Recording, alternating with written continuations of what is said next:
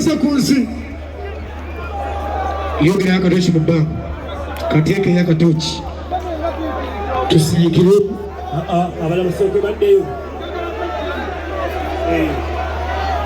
abala basoke baddeyo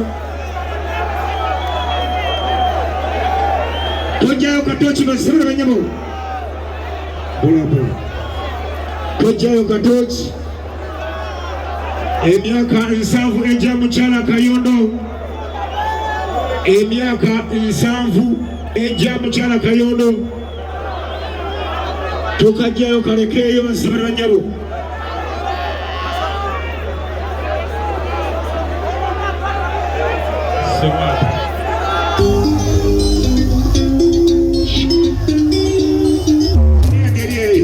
kati olonye peteroli nzatali motoka oba mu motoka erwara UMBZ zeziwanga kakuva ku mbizi awo nedda omaneti alongo wange uweka bizi yekutula okufa ebikutuko oba yekirimbula obufa ku mabeere yegwatali olipooti ankubuuza leka nno bajje bakkuba ekibuuzo olyoka omanye betutunde ku lusiniya zizino zafuuka miggo buggo ene ensangu gyamukana entayita ensala mulindekere ennyinga naki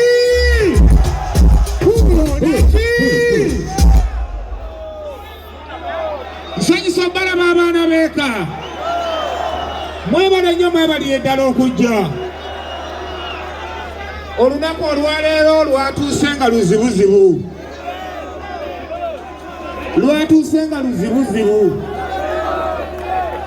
ebyatutuuseko mwenna mwabitegedde mukadde waffe omulungi bulijjo bwe tusuusuuta Ssuuna Beni mutabani wa mukyala Kayondo Mukama Katonda yamutuggyeko sabbiiti eno kibi nnyo twatudde ne tusalawo ne tugamba nti n'ekigulu kyaffe tetukisazaamu tukyeyambisa okujaguza emyaka 7 Mukama Katonda gyamuwadde ku nsi era abaana ba maama mbategeeza nti olunaku olwaleero kulwa mukadde waffe maama waffe mukyala Kayondo tugenda kujaguza emyaka gye7 Mukama Katonda gyamuwadde egy'obudamu olwaleero nga tudigida waliwo ababadde bagamba Ssuuna Beni anaasobola okuba ebidongo njagala mubeere ng'abajulizi muddeyo enkya mubagambe nti akasajja kaatukubye disiko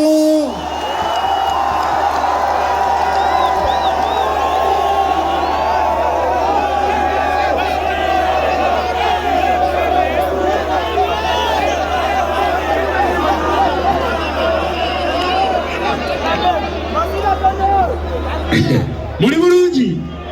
munadigida DJ Masiko ye wewao soko tero mikono biri watu mubanga kuna watu kwamba tujambo watu teka watu kuna jambo mchana kaenda jali ajirabe kuonga jali aturengera naki ila watu mubanga boti